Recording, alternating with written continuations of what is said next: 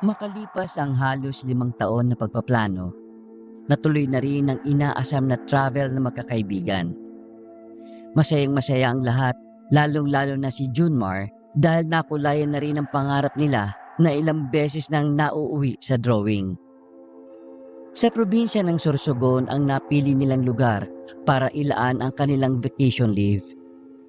Ayon kasi sa kasamahan nilang si Santina, marami daw di umanong magagandang pasyalan doon at mga magagandang tanawin na patok para sa kanilang social media account. Kumbaga sa sasakyan, full tank ang kanilang mga lalagyan ng mga gamit. Kulang na nga lang ay dalhin na nila ang lahat ng kanilang kagamitan sa bahay. Bukod kasi sa pamamasyal, plano ng magkakaibigan na magsagawa rin ng camping sa gitna ng kagubatan. Ito yon sa mga naka-bucket list nila na matagal na rin nilang naistuparin. Uy, gising na! Nakaapak na tayo ng Sorsogon. Tutulog-tulog sa kangkungan na ba? Hoy! Pagod na pagod yung dalawang tanga oh. Akala mo naman talaga may ginawa eh. Magdamag lang naman nakaupo habang nagsiselfone. Nataon na lamang ang dalawa sa front seat. Si Lyndon ang nagmamaneho ng sasakyan dahil pagmamayari naman niya yon. Habang si Junmar na siyang nagplano ng lahat, nasa katabi ng binata.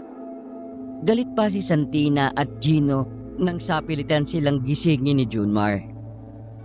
Kung makatingin ng mga yon, para bang isang malaking kasalanan ang ginawa ni Junmar sa kanila. Kayo pa nagagalit, ginising na nga kayo. Nandito na tayo sa Sorsogon no? Nasaan na ba tayo? Kasasabi ko nga lang di ba? Nasa Sorsogon na tayo. Tulog ka pa ba? Malapit na ba tayo sa apartment na titira natin? Malayo pa. Kakapasok pa lang natin eh. Natatay na ako eh. Pwede ba rito? Biglang hininto ni Lindo ng sasakyan sa gilid. Tumakay ka na dyan sa halamanan. Wala namang makakakita sa'yo eh. Gabi pa naman. Takot na takot ka talagang matumihan itong old model na sasakyan mo, no? Anong takot? Mahalaga sa akin ang sasakyan na ito kasi pamana pa to sa akin ng tatay ko. Ayaw ko madungisan ng kababuyan mo. Sige na, bumaba ka na. Baka magkalat ka pa dyan eh. Kunin mo na lang dyan yung 1 galon na mineral panghugas mo. Aray naman, mineral panghugas ng puwet. Gasa mo ko! Yak, kadiri ka. Lumabas ka na nga. Paglabas ni Gino, nag-iwan pa yon ng nakakasulasok na amoy sa loob ng sasakyan. Walang nagawa ang tatlo kundi lumabas na lang din at pasingawin ang masamang hangin. Mura naman ang mura si Lyndon dahil doon. Natatawa na lang din si Junmar. Sa kanilang 4 na magkakaibigan, si Gino talaga ang may tuturing nilang baboy o yung tinatawag nilang dugyot. Iritang-irita na sila sa ugali ng lalaki pero hindi naman nila magawang itakwil. Kahit kasi ganoon si Gino, ay talaga namang may malasakit yon sa mga kaibigan. Siguro ito si Gino. Nung ipinanganak si Inidoro rin ng nanay niya. Pansin mo, lagi na lang natatae. Baka kasi meron siyang problema sa digestive system niya. According to studies, nako, yan ka na naman sa according to studies mo eh. Tara na nga, at baka wala na yung utot ni Gino sa sasakyan. Bumalik ang dalawa sa loob ng kotse, habang si Santina naman ay nagpaiwan na muna sa labas. Hindi to naniniwalang ubos na ang utot sa loob. Tumagal na nga ng halos 7 minuto na hindi pa nakakabalik ang binatang si Gino. Nagtaka na ang magkakaibigan kung ano na ba ang nangyari sa kanilang kaibigan. Kaya naman naisipan ni Junmar na puntahan si Gino. Dala ang flashlight, pinuntahan ni Junmar si Gino sa pinusukan nitong halamanan.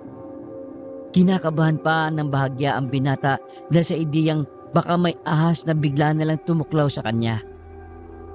Hoy, Gino! Ano bang ginagawa mo? Kasing haba ba ng saway ang tubol mo? Walang tumutugon sa kanya kahit lakasan niya ang kanyang boses. Hindi na tuloy maiwasan ni Junmar na kabahan. Pakiramdam niya, naligaw ang kaibigan. Naglakad pa si Gino. Nilalagyan niya ng palatandaan ng mga puno na nadadaanan niya. Nang sa ganon, mas madali siyang makabalik. Makalipas ang ilang sandali, naabutan niya si Gino na nakatago sa gilid ng puno ng mangga. Wala nang laman ang dala nitong galon ng mineral. Napansin din niya na wala nang suot na pambaba ang kaibigan. Bagay na pinagtaka ni Junmar kung ano ang nangyari dito. Agad siyang lumapit at malakas na tinapik ang balikat ng kaibigan. Uy! Kanina ka pa namin hinihintay, no? Ano bang nangyari sa'yo? Mag-short ka nga? Yun ang problema ko eh. Kaya di ako makabalik. Bakit? Nasa pa short mo? Diyan. Nilagay ko lang dyan pero nawala eh. Paanong mawawala? Mag-isa ka lang naman dito. Feeling ko may iba akong kasama eh. Kasi naramdaman ko kanina na parang may tumakbo paalis. Pagtingin ko, ayun, wala na akong short. Pero ang mahalaga, nakapaghugas naman ako ng puwet. Langya ka. Tara na. Mahaba naman yung damit mo eh. Kumuha ka na lang ng bagong shirt mo tapos magpalit ka na. Pagbalik nila sa sasakyan, ay nagsisigaw si Santina nang malamang walang pang ibaba ang binata. Kaswa lang naman na kumilo si Gino para kumuha ng masusuot. Pagkatapos, nagbihis din ito kaagad sa likuran ng sasakyan. Pinaliwanag ni Gino ang totoong nangyari. Pero kagaya ni Junmar, hindi rin naniwala. Inisip pa nga ng mga yun na baka may bayawak lang na trip umamoy ng babahong brief. Mag-aalas 12 na ng gabi nang marating nila ang apartment. Up and down ang kanilang apartment na nakuha. May 2 kwarto sa itaas. Meron din namang isa sa ibaba. Sakto lang ang lalaki sa sala pero sapat na yon para makatambay sila roon. Meron din kusina na malinis. Talagang sulit na sulit ang nakuha nila para sa halos 1 linggong bakasyon doon. Aba, ayos din itong napili mo, Junmar ah. Kahit kailan talaga, maasahan ka sa pagpili ng maayos na tutuluyan. Pwede bang dito na lang ako magkwarto sa baba? Palagi kasi ako naiihi sa madaling araw eh. Para lang sana malapit ako sa banyo. Wala namang problema. Okay nga lang din sa banyo ka na magkwarto eh. Patawa ka. Si Gino, nasa na naman? Aayusin na natin itong mga gamit natin eh. Andun sa labas. Naghahanap ng mabibilan ng Yossi. May nadaan na naman tayong tindahan, di ba? Pwede naman bukas eh. Mapahamak pa siya dyan. Baka mamaya, hablutin siya ng aswang dyan eh. Napatigil sa pagkalkal ng gamit si Junmar at Santina. Seryoso silang napatingin kay Lyndon. O bakit? Naniniwala ka sa aswang? Ha? Hindi. Joke lang naman yun eh. Ang joke, nakakatawa. Hindi nakaka-trigger ng anxiety. Uy, bakit? Natakot ba kayo?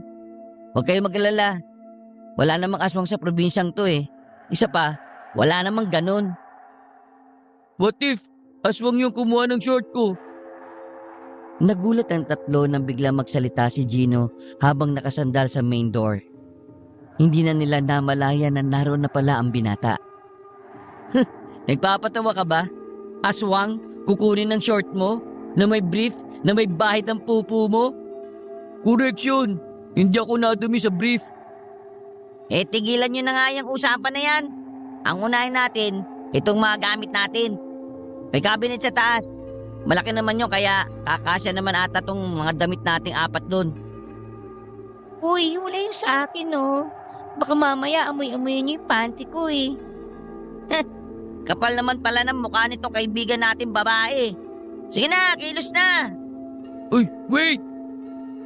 Oh, ano na naman? Tingnan nyo, yung bata sa labas oh. Sandali pang napaisip si Lyndon at Junmar, habang si Santina naman ay nanatili lamang sa kinauupuan. Iniisip kasi ng dalaga na baka nananakot lang si Gino. Lumapit si Lyndon at Junmar para tingnan ang sinasabi ni Gino.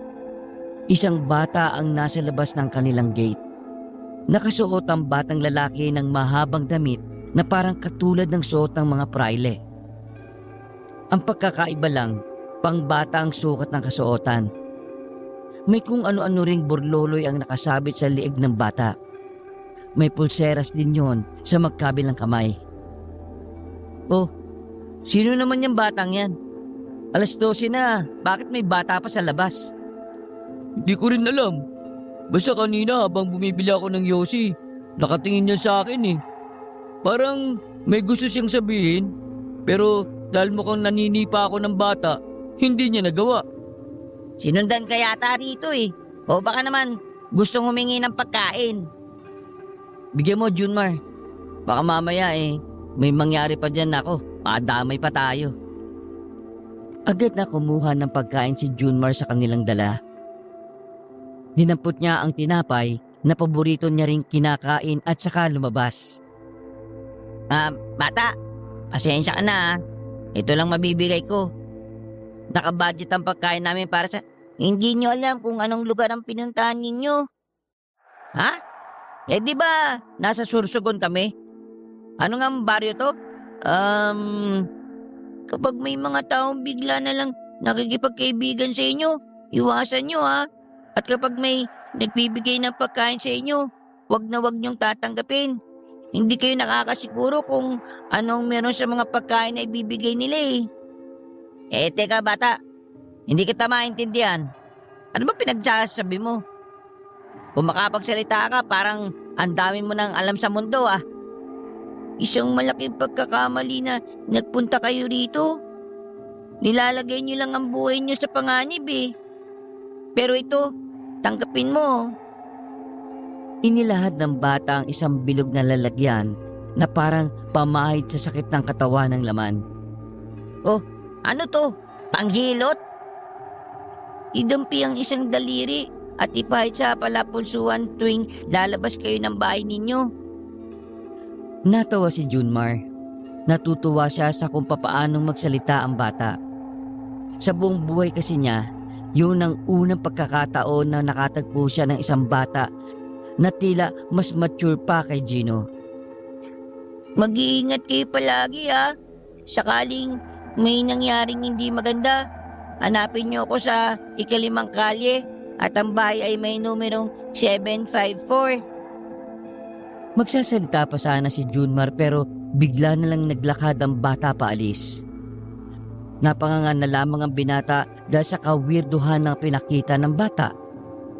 Lumapit sa kanya ang dalawa nang tuluyan ang mawala sa paningin niya ang nakausap. Oh, anong sabi? Bakit hindi tinanggap yung bigay mo? Gusto yata kasi. Hindi naman pala kasi siya nagugutom.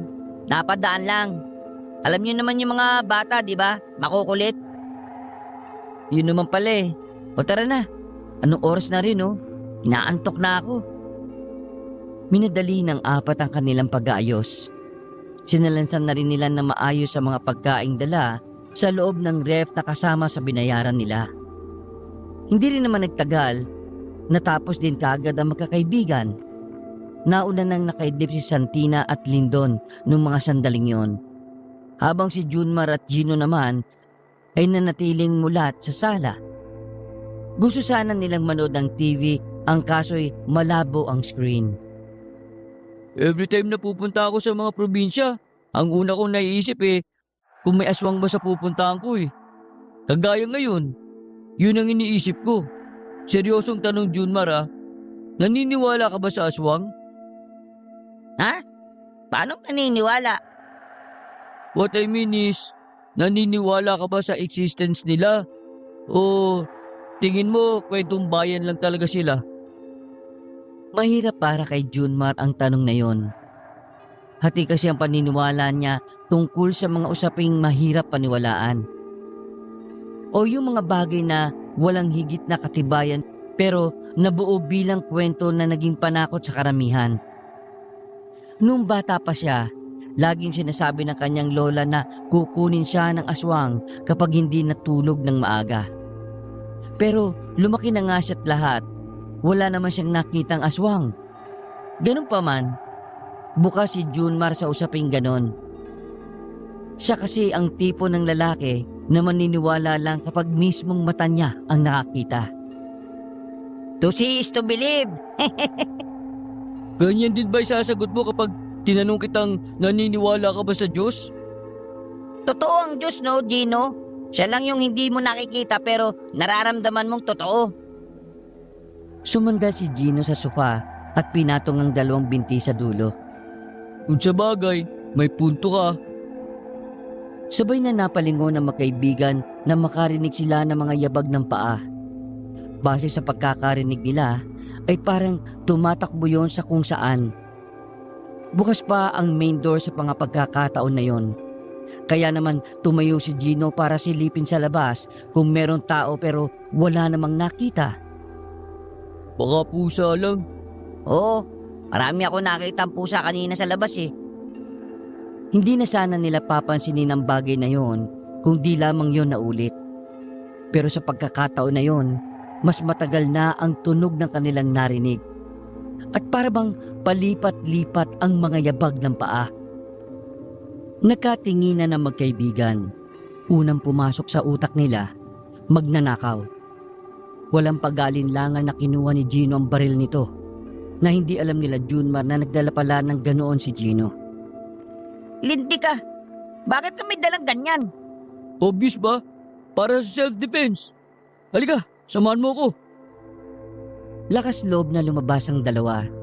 Nakaamba na ang hawak ni Gino na baril, habang si Junmar naman ay nasa likod lang nito. Nagpunta sila sa likod ng bahay.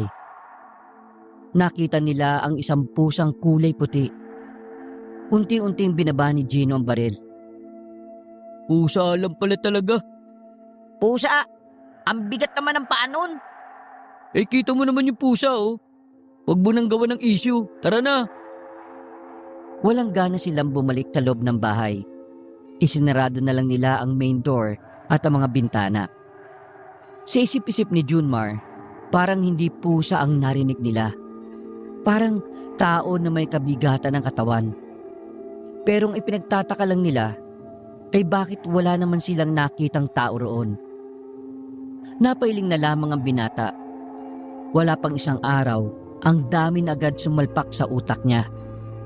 Una, ang nangyari sa short ni Gino. Pangalawa, ang batang kung ano-ano na lang ang sinasabi. At pangatlo, ay ang mabibigat na yabag na sinasabi ni Gino na gawa ng pusa. Hindi malaman ni Junmar kung anong iisipin niya.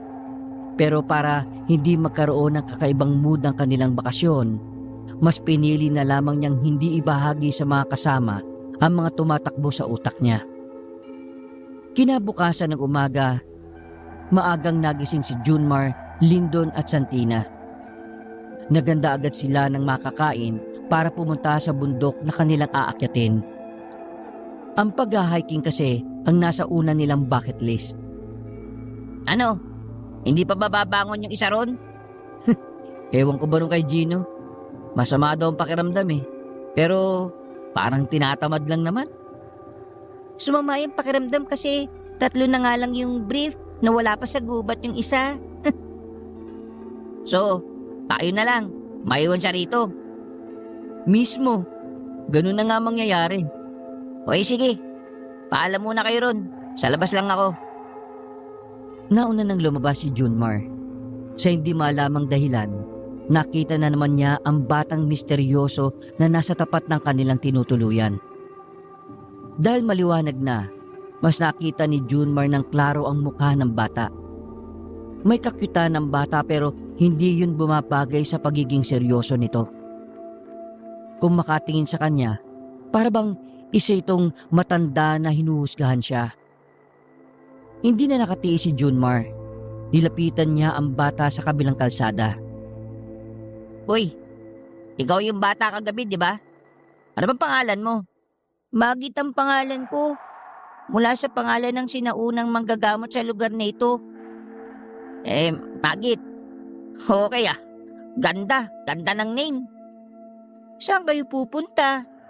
Sama ka? Hindi ako nakikipagbiruan. Ang sungit ng batang to. Sabihin mo nga sa akin, bata ka pa talaga? Mas matanda ka pang mag-isip kaysa kay Gino eh. Sagutin mo ang tanong ko. Eh paano kung ayaw ko? Eh di bahala ka. Huwag kang magsisisi kapag may nangyaring masama sa inyo ha. Huwag ka nga magsalita ng ganyan. O na, sasabihin ko na. Ito naman, iksi ng pasensya. Akit kami ng bundok ngayong araw. Sa Alfonso? Oo, parang ganyan nga yung pangalan ng bundok. Huwag na kayo tumuloy. Bakit? Maganda naman ang panahon ah. Hindi panahon ang magiging problema nyo. Nasa mga nilalang na maaari nyong mapukaw. Ha? Sa likuran ng Alfonso kayo dumaan. Huwag kayong dadaan sa maraming nakatira. Naglakad na rin ang batang lalaki. Salubong ang kilay ni Junmar habang pinagmamasdan si Magit na papalayo. Dahil sa pinagsasabi ni Magit, unti-unting nagkakaroon ng masamang kutob si Junmar. Pero mas iniisip pa rin niya ang masayang pananatili nila. Hanggat maaari, ayaw na ayaw niyang masira ang kanilang bakasyon. Oh, kausap mo na naman yung batang yun ah. Ikaw ba yung nawawalang ama nun? Pabiro ang sabi ni Lindon. Hindi na namalayan ni Junmar na nasa gilid na pala niya ang dalawa. Weird ng batang yun. O bakit? Ang pogi ko raw. Nauna nang maglakad ng dalawa at hindi na pinansin pa ang sinabi ni Junmar. Pinagsawalang bahala niya ang mga sinabi ng bata. Pinili pa rin nilang dumaan sa baryo ng Alfonso. Maingay ang baryo kahit alas 7 pa lang ng umaga. Parang nakakasiyahan ng mga nakatira doon. Pero nang pumasok na ang magkakaibigan, bigla na lang tumahimik ang paligid. Ang maingay na lugar ay parang naging simbahan sa katahimikan. Nagtaka ang tatlo. Palingon-lingon sila sa mga taong kakaibang tingin sa kanila. Tila ba yun ang unang beses nakakita ng tao ang mga nakatira doon. Pagkailang ang naramdaman ng magkakaibigan. Binilisan nila ang lakad dahil pakiramdam nila may bigla na lang lalapit sa kanila para magtanong ng kung ano-ano. My God! Parang ngayon lang sila nakakita ng artistay na katulad ko. Baka kamukha mo yung most wanted dito nila sa lugar na to. Uy, manahimik muna kayong dalawa. Malerto kayo. Bakit? Basta. Pinagpatuloy nila ang paglalakad kahit lahat ng mata ng mga nadadaanan nila ay nakapukol sa kanila. Wala namang gumambala sa kanila at wala ring nagtangkang lumapit. Pero makahulugang tingin lang ang tinugon sa kanila sa bawat pilit ng ngiting pinapakita nila. Dapat siguro nakinig ako dun sa bata eh. Mas lalo nilang binilisan ng paglalakad kahit na may kabigatan din ng mga dala nilang bag. Wala na silang pakialam sa mga tingin. Ang mahalaga ay malagpasan na nila ang baryong yon. At makalipas nga lang ng ilang minuto, tuluyan na silang nakarating sa dulo ng Alfonso. Sabay-sabay pa silang lumingon sa likuran at nakita pa rin nila na nakatingin ang mga naroon. Weirdo talaga nila, no? Awkward din pala na pinapansin ka ng maraming tao, no? Hindi lang nila tayo basta pinansin. Bakit? Ano sa tingin mo? Hindi ko alam. Tara na nga. Sinimulan na ng tatlo ang pumasok sa gubat. Patungo na yon sa paanan ng sinasabi nilang bundok ng Alfonso. Maaliwalas ang kanilang nadadaanan. Malamig din sa dami ng halaman na naroon. Doon tayo aakyat. Bakit? Safe ba dyan? Base sa may-ari ng apartment natin, sabi niya, safe naman. Basta, hindi lang basa ang lupa kasi badulas eh. Pero ingat pa rin kasi paakyat na yan eh. Bago sila umakyat, inilabas na muna ni Santina ang kanyang mamahaling cellphone. Hindi mapakali ang babae kakakuha ng larawan sa bawat nilang madaanan. Nagsimula na ring mag-take ng video si Santina. Maya-maya pa, narating na rin nila ang pinakapaanan ng bundok. Nakita nila ang ginapas ng mga damo na humugi sa daan. Yun ang sinundan nila paakyat. Marami na rin sigurong nakarating dito. May gumawa ng daan na to oh. Sayang, hindi kasama si Gino. Marami sana siyang matataihan dito. Guys, kaway-kaway nasa video kayo. Uy, tigil mo yan. Sabi mo sa boss mo, sick leave ka, tapos mamaya ipopost niya sa... Napatigil sa pagsasalita ang binata ng may madulas. Pagtingin niya, makeup kit pala yun. Tiningnan ni Santina ang brand. Base sa dalaga, ay mamahalin daw yon. 1 metro ang layo, meron naman silang nakitang isang sapatos sa gilid ng puno. Mukha ring mamahalin ng sapatos. Parang papaakyat pa lang din ng bundok dahil wala pang gaanong dumi. Nakatinginan si Lindon at Chumar. Pareho nilang naisip kung anong nangyari sa likod ng makeup kit at isang sapatos. Ano, tuloy tayo? Bakit naman hindi? Minimake sure ko lang na hindi kayo nag-iisip ng kung ano-ano. Let's go! Binaliwala ng magkakaibigan kung ano man ang kanilang nakita. Pinagpatuloy nila ang paglalakbay paakyat ng bundok. Halos 2 oras din ang ginugol nila bago sila tuluyang makarating sa itaas. Napawi ang pagod ng tatlo dahil sa magandang tanawin na nadatnan nila roon. Habang nagpapahinga at nagtatanaw si Junmar at Lindon sa paligid, walang pagod sa kakakuha ng magandang larawan si Santina. Hanggang sa unti-unti na yung napalayo sa kanila. Kaya mo, ganyan lang yung mga babae. Picture lang ng picture kahit paulit-ulit. Pre, tingin mo tama lang yung pagpunta natin dito? Oo naman, bakit naman hindi? Di ba, kaya nga tayo nandito para makapag-relax? Hindi kasi talaga maganda yung feeling ko, pre. Alam mo yun, parang gusto ko na kaagad umuwi. Bakit? May problema ka bang hindi sinasabi? Wala naman. Ang dami ko lang napapansin na strange sa lugar na ito Diyos ko ka naman. Di wag mong pansinin. Focus tayo sa bakasyon, par. Pampihira. Ang daming taon na hindi natutuloy ito Ngayon lang nakulayan yung drawing, gaganyan ka pa. Kalma. Walang cannibal sa Pilipinas, pre, kung yun ang iniisip mo. Tinapik siya ni Lindon sa balikat at saka natawa pa. Nakitawan na lamang din si Junmar. Halos 1 oras din silang nagpahinga sa taas ng bundok. Nang mapansin nila na dumilim ang mga ulap, saka na sila nagkayayaan na bumaba. Okay ka na ba, Santina? Ilang album na ba yan? Ayos na ako, pero tara picture tayong 3. Pumesto ang 2 sa magkabilang gilid ng babae. Pagtingin nila sa picture, may nakita silang isang lalaki na napasama sa larawan. Parang nakasilip ang lalaki sa likuran ng mababang puno. Pero nang tingnan nila yon, ay wala namang tao roon. Pasimpleng siniko ni Junmar si Lindon. Pabulong na lang itong nagsalita para hindi na marinig ng dalaga. Kagaya niyan. Ang weird, di ba? May lalaki sa picture pero ngayon biglang nawala. Tara, bilisan na lang nating umalis. Nauna nang naglakad si Junmar. Pababa na ang kanilang dadaanan. Kaya mabagal lang ang lakad nila. Tamang alalay lang sila kay Santina. Nang nasa kalagitnaan na sila ng bundok, naisipang magpahinga ng babae. Nakakaroon na raw kasi ito ng paltos. Umupo sila sa nakatumbang puno.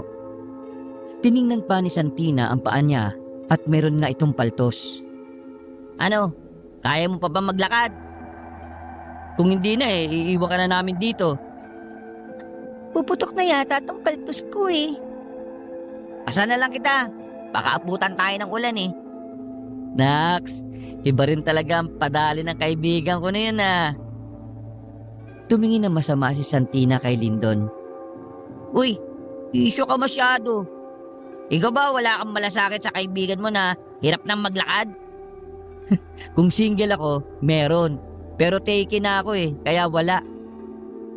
Paano kaya tinitiis ng jowa mo ang pagiging hindi mo gentleman, no? Ay nako, yaan mo na. Pumasang ka na. Huwag mo na lang yan pansinin. Umupo na si Junmar para ipasan sa likod ang dalaga. Pagpasa ni Santina, nakarinig sila ng malakas na hiyaw. Dinig na dinig yon sa buong kagubatan. Nag-e-echo pa yon ng ilang ulit. Medyo kinabahan si Junmar. Para kasing hiyaw yon ng isang mabangis na hayop. Ang unang pumasok sa kokote ni Junmar, aswang. Ano yun? May takot sa tinig ng dalaga. Kaya naman nag-isip na lang ng idadahilan ng dalawa para hindi magpanik si Santina. Baka unggoy. Tapos kinurot sa singit ng dading unggoy. Kasi makulit. Hindi, agila yun. Ang agila, babangis din ang tunog kapag napipikon. Nagsasabi nyo, puro kayo kalokohan. Tara na, Junmar. Baka mamaya may kung anong creature dito sa bundok. Ayaw ko pang mamatay, no? Nagmamadaling naglakad ang tatlo. Sa halos 10 minutong pasan ni Junmar ang dalaga, pakiramdam niya ay makukuba siya pagkatapos.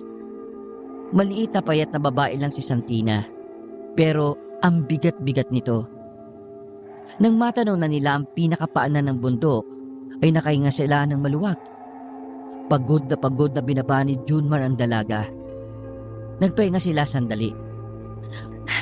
Pambira ka naman, Santina. Ang bigat mo. Para akong may buhat na drum eh. Tara na. Sa bahay na magpahinga. Uulan na, baka maabutan tayo. Nauna nang naglakad si Santina at hindi na rin yun iika-ika. Sadyang tinamad lang pala itong maglakad. Napangangan na lamang si Junmar. Naisahan ka pre ah. Napapailing na lamang si Junmar. Sa ibang daan na ang tinahak ng magkakaibigan nang sila ay pauwi na. Hindi na sila bumalik pa sa baryo na kanilang nadaanan. Sa takot na baka may hindi magandang mangyari. Sinunod na lamang ni Junmar ang sinabi ng batang si Magit. 2:00 pa lang ng hapon pero parang 6:00 na nang nakauwi sila. Sobrang dilim kasi ng paligid dahil sa nagbabadyang ulan. Nag-alala sila Junmar nang makauwi na sila sa kanilang inuupahang bahay. Naabutan kasi nilang mataas ang lagnat ni Gino. Ang masaklap pa, nakalimutan pala nilang bumili ng mga gamot. Nagpresenta na si Junmar kahit na malakas na ang ulan. Sa baryo na kanilang kinalalagyan ay walang gaanong tindahan. Kung meron man, wala naman tindang gamot doon. Ayaw din naman ni Junmar na sumubok na pumunta sa Alfonso na halos ilang hakbang lang ang layo sa mismong apartment nila. Hindi na kasi siya komportable doon. Basang-basa na ng ulan si Junmar nang makita niya ang batang si Magit na nakasilong sa lumang waiting shed na bulok-bulok na rin. Nilapitan niya ang bata at nagbakasakali na rin na may alam itong mabibilhan ng gamot. Yagit! Tumingin sa kanya ng masama ang bata. Magit ang pangalan ko, hindi Yagit. Ay, pasensya na ha. Hindi ako matandayan sa mga pangalan eh. Hindi ko alam kung dapat bang magtanong ako sa iyo pero baka sakali lang, baka may alam ka. Gamot? Teka, paano mo nalaman na gamot ang kailangan ko? Duman ako sa bahay niyo kanina. Nakita ko yung isa niyong kasama na namumutla. Ah, ganun ba? May alam ka bang mabibilan ng gamot? Dalhin mo ako sa kaibigan niyo. Bakit? Gamot ka ba? Bakit? Anong bakit? Hindi yan pick-up lines. Ang ibig kong sabihin, bakit kita dadalhin sa amin gamot ang kailangan ko? Albularyo ako sa baryong ito. Sandaling natameme ang binata. Kalaunan ay natawa na lang siya sa kanyang narinig. Hindi siya agad naniwala sa sinabi ng bata. Pero nagulat siya sa sunod nitong sinabi. Huwag kang magpanggap na parang hindi mo napapansin ang mga kakaibang nangyayari. Sumeryosong mukha ng binata. Bumuntong hininga na lamang siya. Sige nga, kung tunay kang albularyo, anong patunay mo? Mapapatunayan ko lang ang sinasabi ko kapag ginamot ko na yung kaibigan mo. Pero ikaw ang bahala. Kung ayaw mo, di na kita pipilitin. Pero sinasabi ko sa'yo, walang nagtitinda ng gamot dito. Lahat ng may sakit dito, ako ang gumagamot. O sige, patunayan mo sa akin. Kapag nawala ang lagnat ng kaibigan namin ngayong gabi, maniniwala akong albularyo ka talaga. Tumango ang batang si Magit. Sumilong na ito sa payong niya at sabay na silang naglakad sa gitna ng malakas na ulan. Pagkarating nila sa bahay, nagtaka si Lindon at Santina. Pabalik-balik ang tingin nila sa bata at kay Junmar. Ano yan? Bata, malamang. Bakit mo nga dinala yan dito? Baka mamaya isipin ng may-ari na may kasama tayong bata. Albularyo daw eh. Ito, albularyo? Umupo pa si Lindon para tingnan ng maayos ang bata. Sinuri nito ang suot ni Magit. Tripping ka ba, pre? Ganito suot ng mga batang hambog si Quiapo eh. Kaya mo bang pagalingin ng kaibigan nyo? Hindi naman ako doktor eh. At hindi ako albularyo. Albularyo. Tara kang sira, inaasan mo pa yung bata. Sige na, try na natin. Wala na rin kasi talagang mabila ng gamot dito eh. Maulan pa. Malay mo naman, totoo. Di kung niloko lang tayo, di isumbong natin sa magulang niya. Hindi na nagsalita pa si Lindon. Pero may pahabol pang sinabi ang batang yon bago nila pinuntahan si Gino na inaapoy ng lagnat. Kung wala kang alam sa panggagamot, hayaan mong ang may alam ang magsalita. Kinabigla nilang tatlo ang sinabi ng bata. Pakiramdam ni Lindon ay pinahiya siya ng batang yon. Naisip tuloy ng binata na parang hindi naman totoong bata si Magit. Para sa kanya, walang bata ang may kakayang mang-insulto sa ganoong paraan. Ganun pa man, tameme na lamang si Lindon. Nang makita ni Magat ang binatang si Gino habang nakahigayon sa kama, agad niyang hinawakan ng palapulsuhan ito. Tumingin ito kay Junmar. Hindi kayo nagpahid ng binigay ko sa inyo, no? Yung ano? Yung parang panghilot? Hindi eh. Malay ko ba ron? Kung nagpahid sana kayo kagabi, hindi to matitipuan ng aswang. Aswang? Bumukas agad ang namuong takot sa mukha ng dalagang si Santina.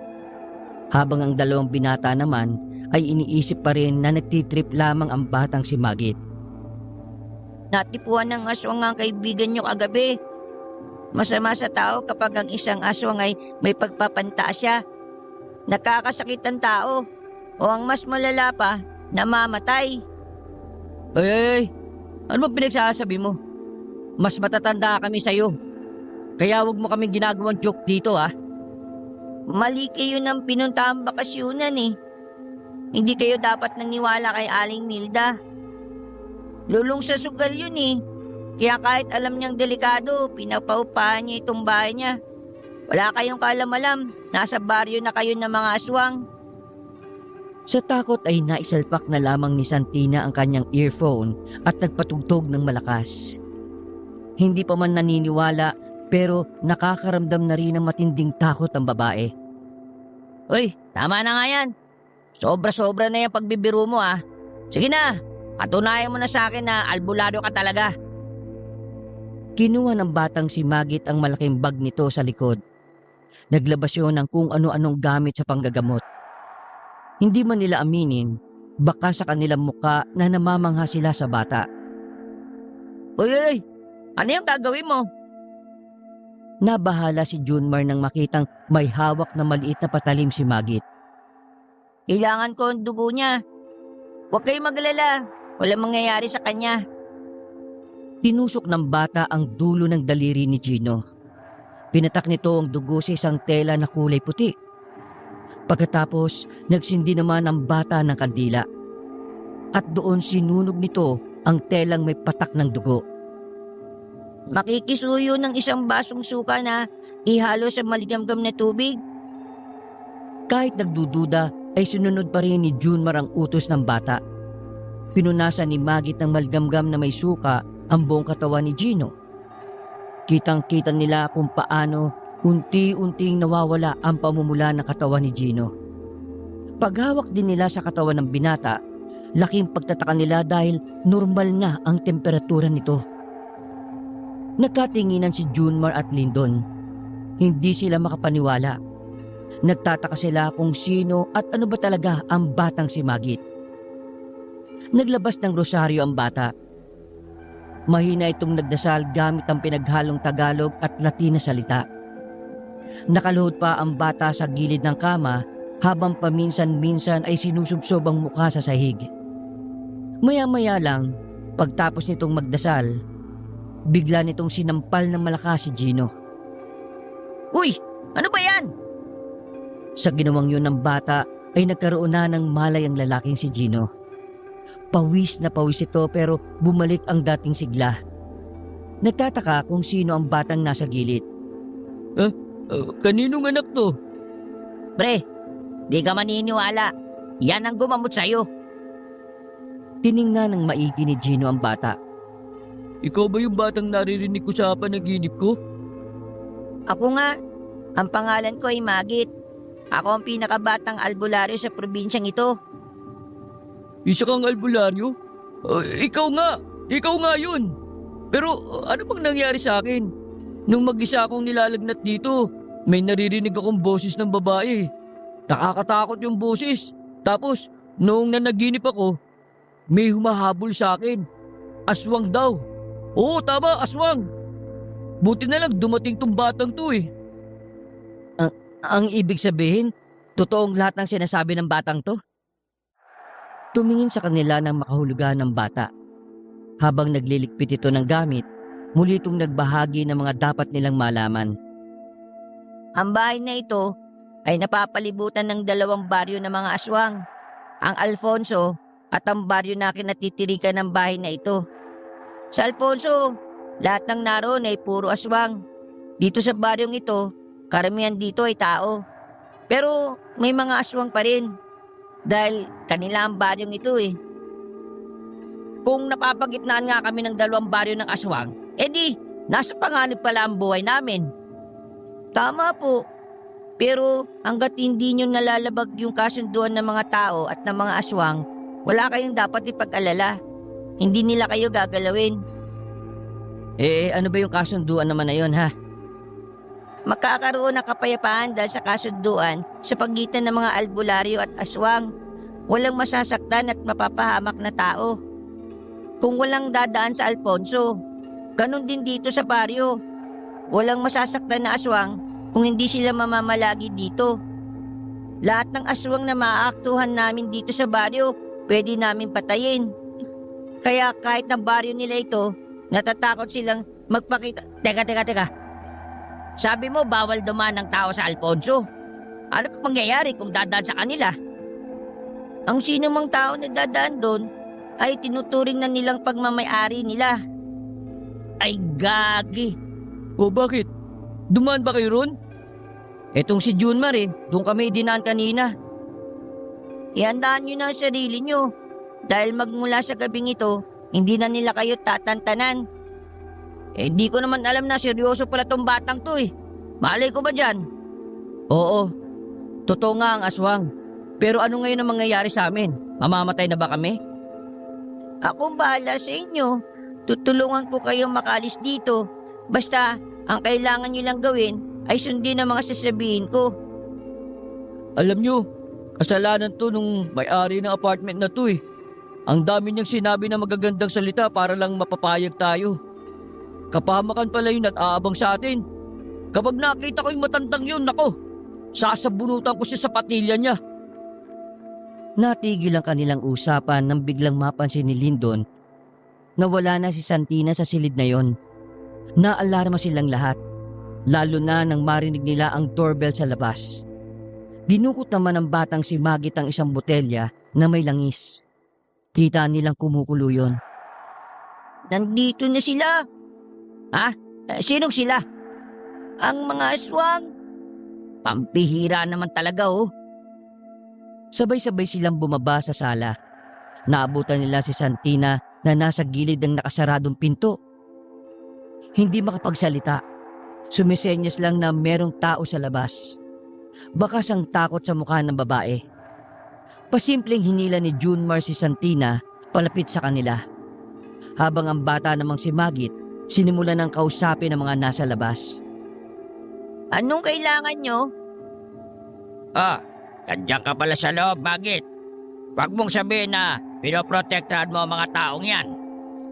Mampin, dayuhan ng mga ito eh. Wala silang alam sa patakaran o anumang napagkasunduan ng mga albularyo at aswang. Kaya hindi nyo sila pwedeng galawin. Bata, hindi mo yata naiintindihan ang sinabi sa kasunduan eh.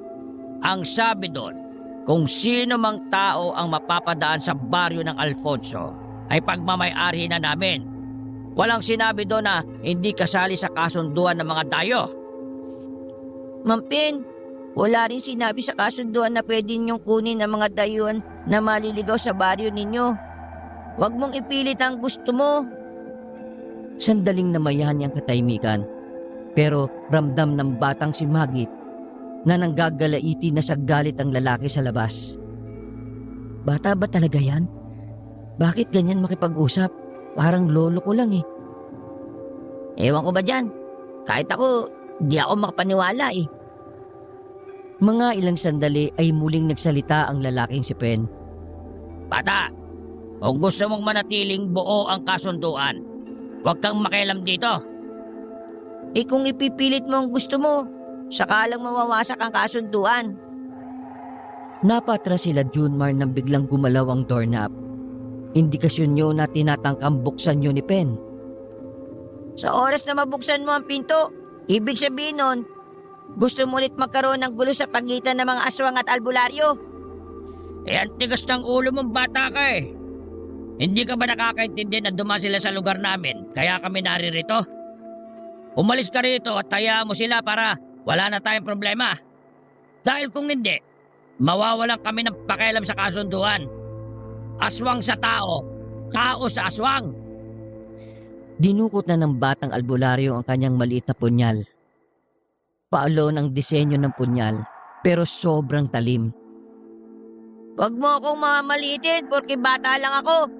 Nakakalimutan mo na yata na kahit malit ako, magaling din akong lumaban sa mga aswang. Umangil ng malakas ang lalaki sa labas. Galit na galit ito dahil hindi nito nakuha ang gusto. Sinasagad mo ang pasensya ko, bata. Pero sige, gabi mo ngayon. Pero huwag kang umasa na mananatiling payapa ang dalawang baryo. Pagsisisi ka! Pikon na umalis ang lalaki. Hindi man nakita nila Junmar ang anyo ng mga yon, nagtitindigan pa rin ang kanilang mga balahibo. Pakiramdam ng magkaibigan ng mga pagkakataon na yon, nagsisimula na ang kalbaryo ng kanilang buhay. Hindi ko kayo pwedeng isama sa amin dahil kapag nakita kayo ng iba pang aswang, mas lalong magiging komplikado ang lahat. Dito lang kayo. Babalik ako at kukuha ng mga pangontra. Sa ngayon, ipahid mo ang sinasabi ko sa palapulsuhan. Sabi ng bata kay Junmar. Nagmamadaling umalis ang batang albularyo kahit na malakas pa ang ulan. Hindi mapakali ang apat na magkakaibigan. Isang araw pa lang sila sa bakasyon. Pero para silang isang taong kalbaryo na. Kakaiba ang takot na dulot nito sa kanila. Hindi nila maiwasang mag-isip ng kung ano-ano. Nawawala sila sa wisyo. Natataranta dahil anumang oras, pakiramdam nila ay kukunin na sila ng mga aswang. Ano nang gagawin natin ngayon? Ayoko pang madeds, ano ba? Kasalanan to ni Junmar eh. Ikaw ang nagkasikaso nito, dapat man lang inalam mo kung anong meron sa lugar na to. Tapos, idinaan mo pa kami sa baryo na yon. Ipapahamak mo talaga kami. Ang gusto ko lang naman matuloy yung matagal na plano natin. Yun lang naman ang iniisip ko eh. Hindi ko naman inakala na ganito ang mangyayari. Tama na yung sisiyan. Walang mangyayari kung magtuturuan tayo kung sino may kasalanan. Actually, may hint na rin ako na baka may aswang dito sa Sursugun eh. Hinala ko kasi talaga aswang yung kumuha ng short ko. Ang maganda na lang natin gawin, mag-isip tayo ng paraan kung paano tayo makakaalis dito. Hintayin natin yung batang albularyo. Diyos ko, bata lang yun. Kahit na magaling manggamot yun, hindi nun kakayanin kapag sabay-sabay tayong nilusob ng mga aswang. Huwag tayong umasa dun. Nararamdaman kong maraming alam yung batang yun eh. Siya rin ang may kabisado ng mga lugar dito. Kaya kahit nakakaduda, kailangan natin magtiwala sa kanya. Ay nako, bahala kayo. Kakainis oh. Nag-walk out si Lyndon at nagtungo na lamang sa kanilang silid. Napapailing na lamang si Junmar. Nawiwindang siya dahil hindi rin naman niya inakala na hahantong ang kanilang bakasyon sa ganon. Naghintay sila nang naghintay sa bata, pero mag-aalas 10 na ng gabi ay hindi pa rin yun nakakabalik. Tumila na rin ang ulan ng oras na yon. Tahimik na ang paligid. Katahimikan na lalong nagpapalala ng kaba nilang apat.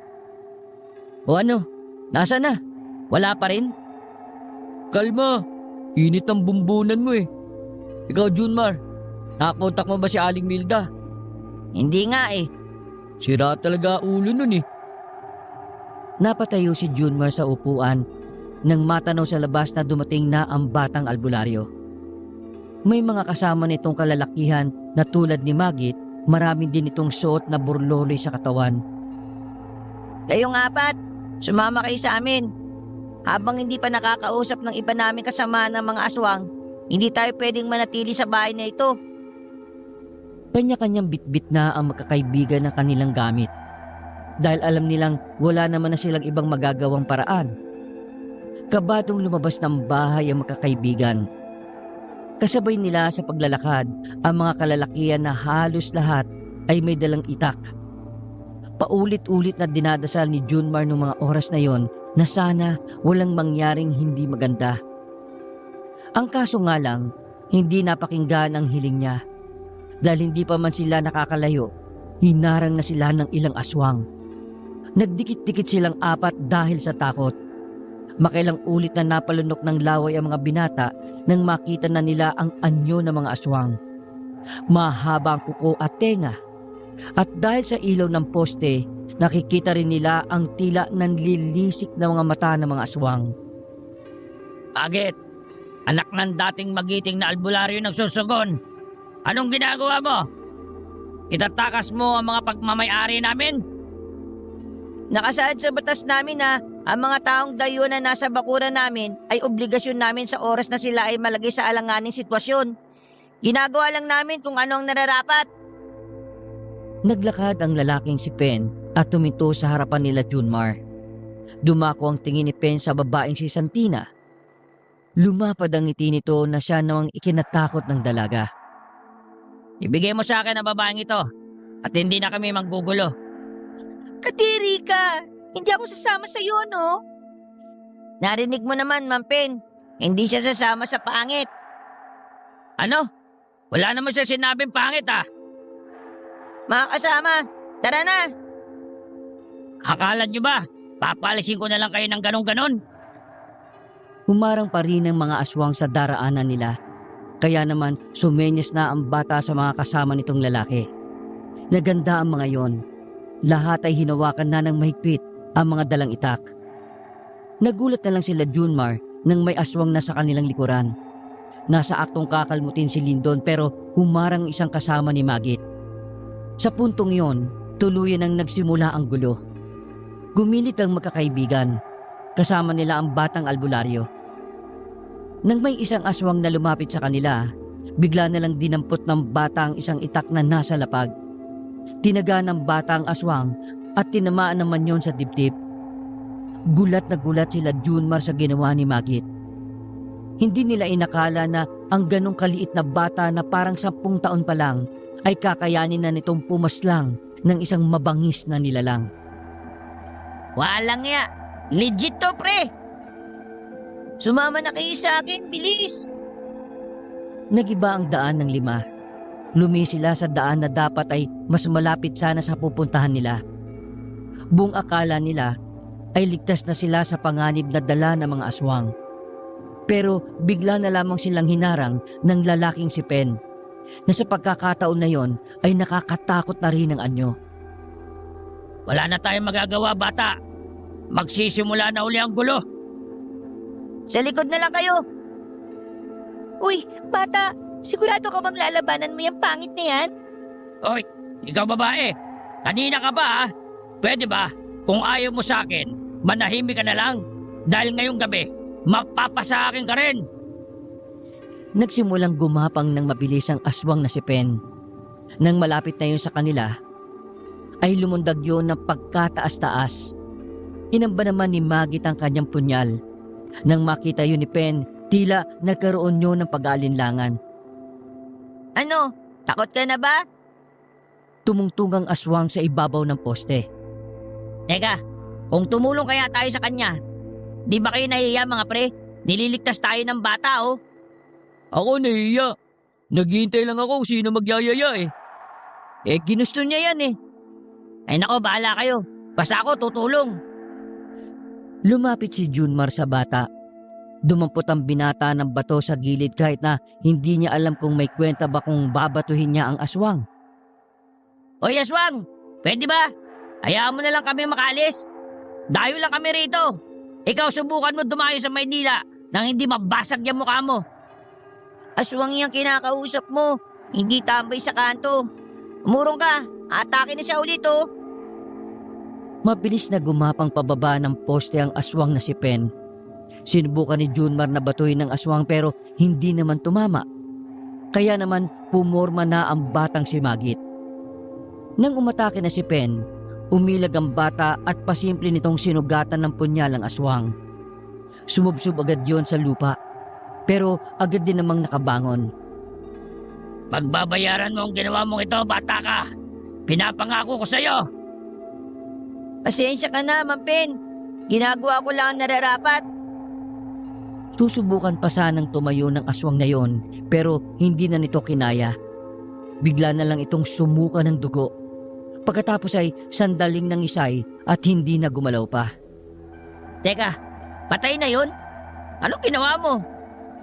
Mapanganib ang punyal na ito para sa mga aswang. Isang sugat, patay agad. Pambihira ka. Pinapabilib mo talaga ako eh. Akala ko nung una batang hamog ka lang eh. Ano pong batang hamog? Wala. Ang malaga, patay na ang aswang. O sige po, sumunod na kayo sa akin. Wala nang sumunod sa kanilang aswang nang mapatay na ni Magit si Pen. Dali-dali silang nagtungo sa lugar ng mga albularyo. Pagkarating nila roon, sinalubong agad sila ng ilang mga albularyo na parang naghihintay din sa kanilang pagdating. Agad silang inasikaso ng mga lalaki. Sa puntong yon, lumuwag ang paghinga ng magkakaibigan.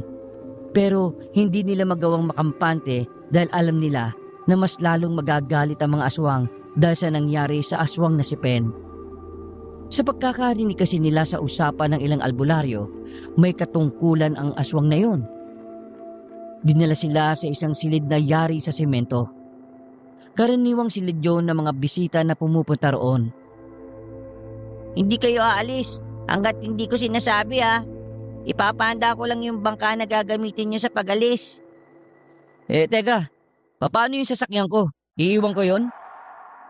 Sarkastiko ang pagkakasabi nito. Mamili ka, yung sasakyan mo o ang buhay ninyong apat. Sino ka ba ritong bata ka?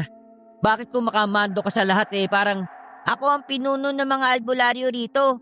Sa murang edad, kabisado ko na ang lahat ng ginagawa ng dating magiting na albularyo na ama ko din. Sa lugar na ito, desisyon ko ang mahalaga. Kaya kapag sinabi kong mas mahalaga ang buhay ninyo kaysa sa sasakyan mong lumang modelo, wala kang magagawa. Siniko ni Gino ang napipikon ng si Lyndon. Aroy! Real talk! Naglakad na paalis ang bata. Naiwang nagmamaktol si Lyndon.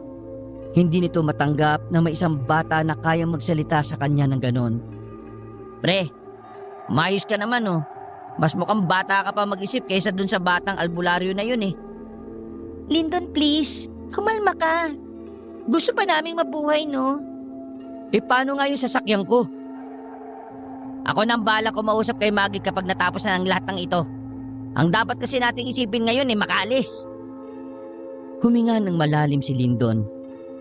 Makilipas ang ilang sandali, naging kalmado na rin ang binata. Kahit na papaano ay naliliwanagan na ito sa mga nangyayari. Halos ilang oras na silang naghihintay, pero hanggang sa mga nakatulog na lamang sina Santina ay hindi pa rin bumabalik ang batang si Magit. Dahil sa inip, naisipan ni Junmar at Gino na lumabas ng silid na yon. Kahit madaling araw na, marami pa ring tao sa labas. Mga albularyo na may kanya-kanyang hawak na itak. Pwede kaya makahiram tayo ng itak? Parang gusto kong itry mang taga ng aswang eh. Ganto. Hoy, magtigil ka. Kaya ka ninanakawan ng short at brief Hindi ka seryoso. Hindi tayo pwedeng magbiro sa ganitong kalagayan natin, no? Nasa iskinitang madilim ang dalawa. Hindi sila maaaring lumabas dahil tsak na pagagalitan sila ng mga albularyo. Pero tanong ko lang alam mo, sa ating apat, parang ikaw lang yung hindi kinakabahan Anong meron? Hindi ko alam. Mula kasi nang magkalagnat ako, parang normal na lang sa akin ang aswang eh. Di kaya dahil sa natipuan ka ng aswang? Siguro. Ay, gagi. Si Magit oh. Bilis, bilis! Nagtulakan pa ang dalawa makabalik lamang sa kanilang silid para silang mga natatarantang daga. Pagpasok nila ng silid, ilang segundo lang ay pumasok na rin ang bata. Hindi pa tayo makakalis ngayon. Nakatanggap ako ng balita na sa kabilang isla, may mga nag-aabang na ring aswang. Bukas o sa makalawa, pipilitin namin makalis na kayo. Uy, bata, matanong ko lang bakit mo to ginagawa? Kung tutuusin, dahil sa amin kaya nalagay din kayo sa panganib Wala pa kayo, nasa panganib na ang buhay namin. Ang ginagawa namin pagtulong sa inyo ay nakalinya sa sinumpaan naming tungkulin bilang isang albularyo, kaya huwag kayong magtaka. Pero okay ka rin Amazing. Parang hindi ka talaga bata eh. Kahit naman siguro sinong bata, maagang tatanda kung maagang nawalan ng pamilya. Nakita nila ang kaibang lungkot sa mukha ng batang si Magit. Dahil doon, naintindihan ni Junmar kung bakit sa murang edad, marami nang alam ang bata sa buhay at realidad. Bukas ng umaga, susubukan kong makaalis tayo. Mas magandang umalis ng maliwanag. Mahihina ang mga aswang kapag tirik ang araw Sa ngayon, magpahinga na muna kayo. Tumango lang sila Junmar sa bata. Naglatag na lang sila ng banig sa sahig at sinubukang matulog. Pero sandali pa lang na nakakaidlip si Junmar, naramdaman niyang tila bumangon ang kaibigan na si Lyndon. Pagdilat niya, wala na nga ang kaibigan. Nagmamadali si Junmar na sumilip sa pinto. Pagtingin niya, nakita niya si Lyndon na papalayo. Kahit na alam ni Junmar na bawal silang lumabas, hindi siya nagdalawang isip na habulin si Lyndon. Nang maabutan ng kaibigan ay agad niya itong hinila. Pre, ano ka ba? Saan ka pa pupunta? Alam mo namang delikado Kukunin ko yung sasakyan ko at yun ang gagamitin natin.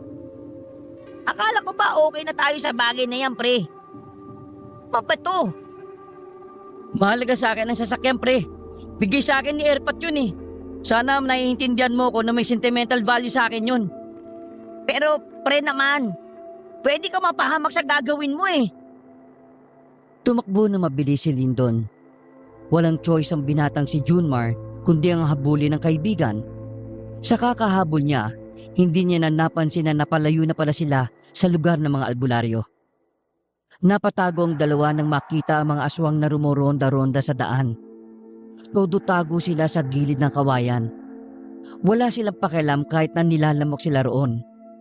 Makalipas lang ang halos 5 minuto, naramdaman nilang wala na ang mga yon. Sinasamantala na ni Junmar ang pagkakataon para hilahin pabalik si Lyndon. Pero masyadong matigas ang ulo ng binata. Hindi to papipigil kahit na ano ang gawin ni Junmar. Bakit ba ang kulit mo? Bumalik ka na doon. Babalik din ako kapag nakuha ko na yung sasakyan. Ay nako, Ang tigas naman ng bungo mo. Sasamahan na lang kita, visit ka. Bibigay ka rin naman pala eh. Tara, bilis! Nagmamadaling naglakad ang dalawa. Pasimple sila sa daan at palingon-lingon pa. Noong mga sandaling yon, wala na silang nakakasalubong sa daan. Pero makailang beses pa nilang naririnig ang malalakas na hiyaw na sa palagay nila ay nagmumula sa katabing baryo na Alfonso. Ganun pa man, hindi nagpasindak ang dalawa sa mga naririnig nila. Buo ang kanilang loob na tinahak ang daan. Nang matanaw na nila ang sasakyan na nakaparada sa tapat ng gate, sinuyod muna nila ng tingin ng paligid. Nang masiguro na nilang wala namang aswang, mabilis nilang nilapitan ang sasakyan. Oh, nasaan ang susi? Kinapaka pa ni Lyndon sa bulsa. Pero naalala nitong naiwan pala niya ang susi sa loob ng bahay. Pumasok agad sila sa loob.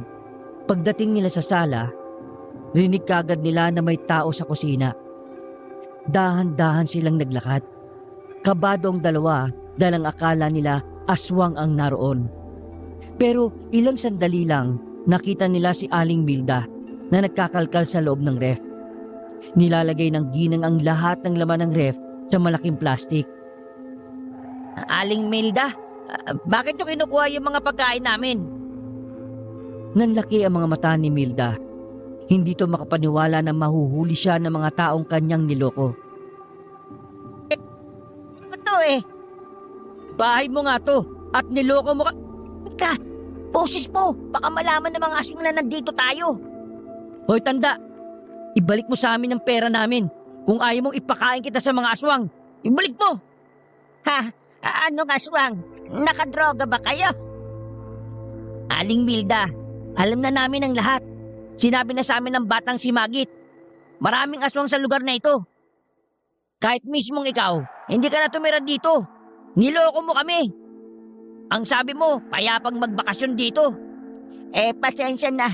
May sakit ang anak ko eh. Wala kang anak, matandang dalaga ka, sabi ni Magit. Sugarol ka kasi kaya kinakaya mong manloko ng tao. Ibalik mo sa amin ang pera. Kasi kung hindi, ha? Nagulat ang dalawang binata nang biglang kumuha ng kutsilyo ang ginang at tinutok sa kanila. Sige, kung hindi niyo ako padadaanin, mauuna kayo sa heaven. Napilitang umatras ang dalawa. Dahan-dahan namang umabante ang ginang, dala-dala ang mga kinuha niya sa ref. Ito yata nakadroge. Sige, subukan niya sumunod. Tutusok ko sa inyo to. Nanatiling nakatayo ang dalawa sa sala. Hinayaan na lamang nila na makaalis ang ginang kesa naman masaktan pa sila nito. Nang papalabas na si Aling Milda, nagulat silang dalawa nang makitang hinablot ng aswang na may pakpak ang ginang.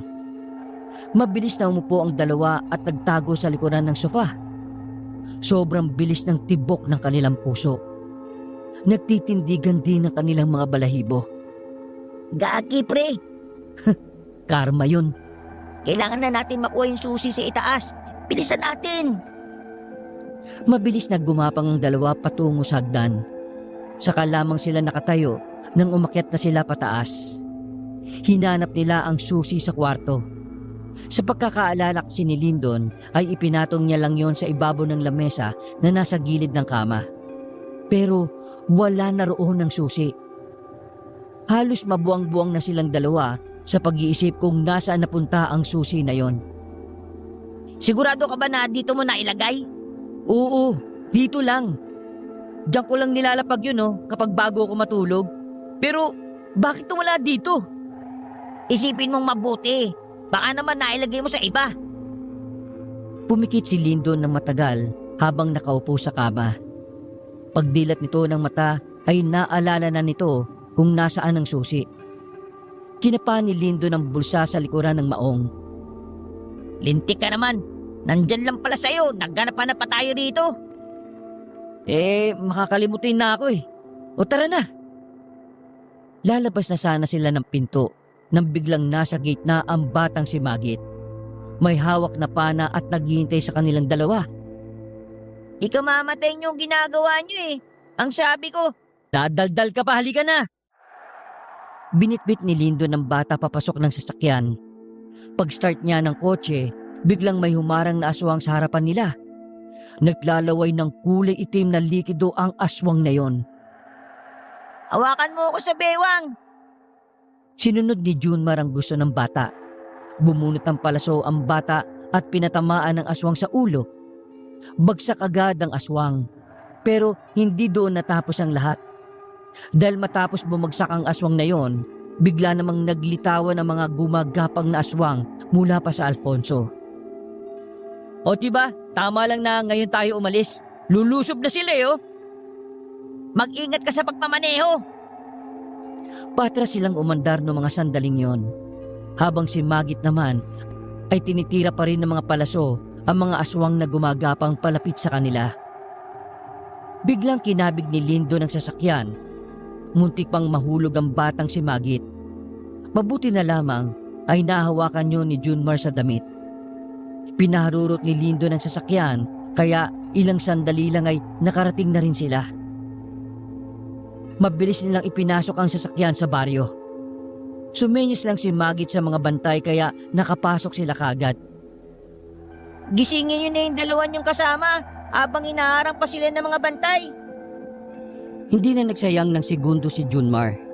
Binalikan niya ang dalawa sa kanilang silid. Pinagsasampal niya si Gino para mas madali itong magising. Inututan niya naman si Santina kaya napabangon kaagad. Parehong tulog mantika kasi ang dalawang yon. Alis na tayo ngayon! Ha? Akala ko ba mamayang umaga pa? Bilis na, nasa labas na ang sasakyan! Ang mga gamit, kunin nyo! Kahit inaantok pa, ay pwersahang pinatayo ni Junmar ang dalawa. Hindi nagtagal, nakasakay na rin sila sa sasakyan. Sasama ko sa inyo hanggang sa makalayo kayo. Kayo ang susundan nila at hindi sila mananatili rito sa lugar namin eh. Kayo ang punteriya nila.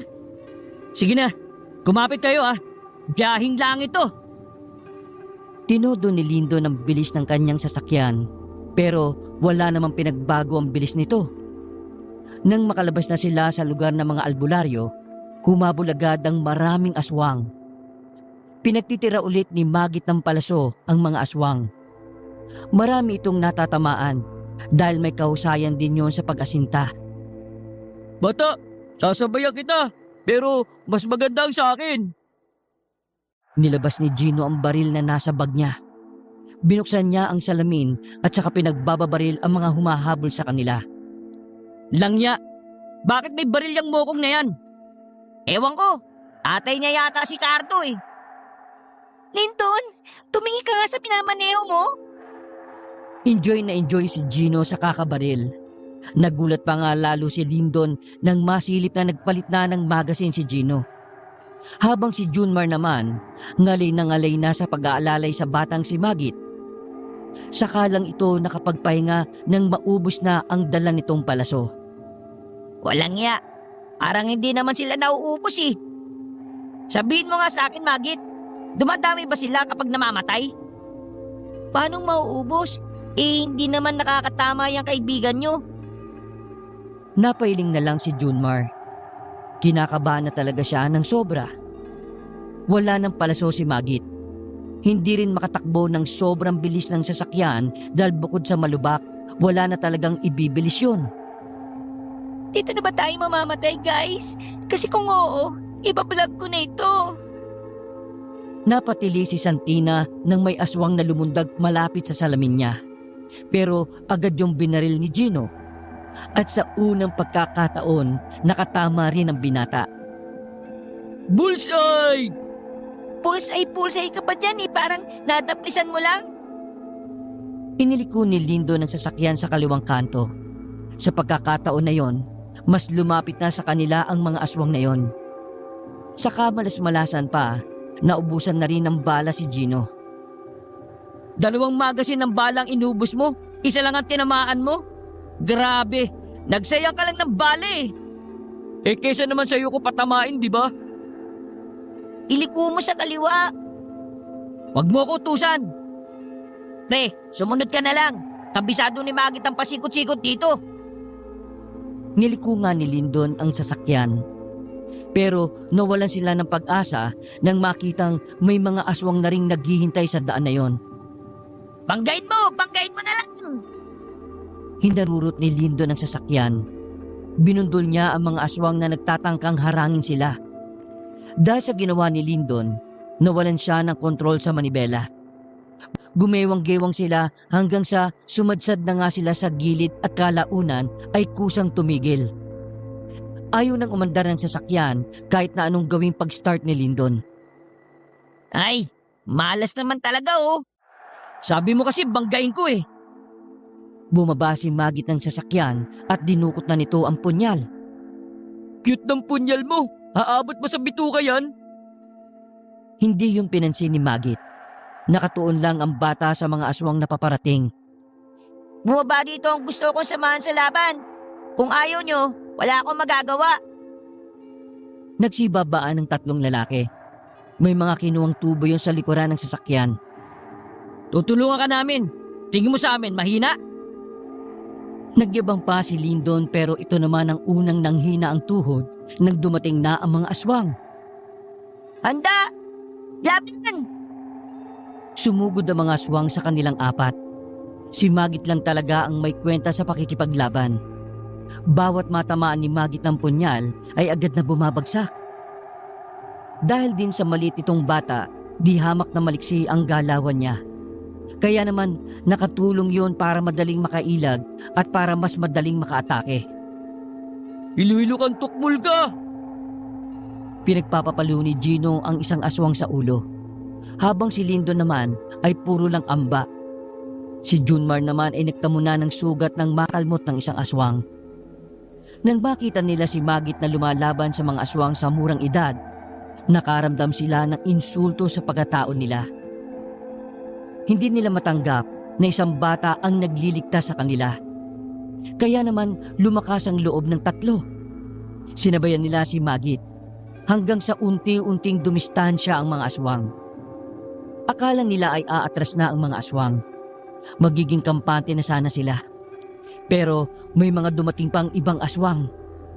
Ang iba pa nga sa mga yon ay may dalang tricycle. Pero ang iba naman ay gumagapang na parang gagamba. Game over na to, pre. Wala na!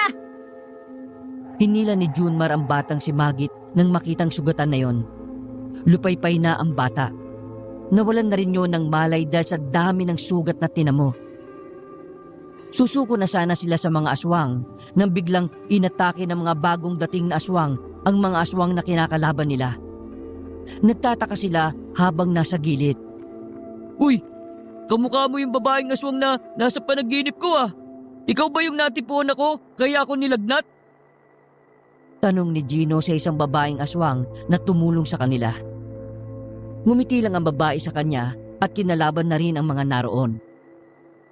Pinagamit sa kanila ng mga mabubuting aswang ang tricycle. Nagkasya silang 5 roon. Pinaharurot ni Lindon ang tricycle.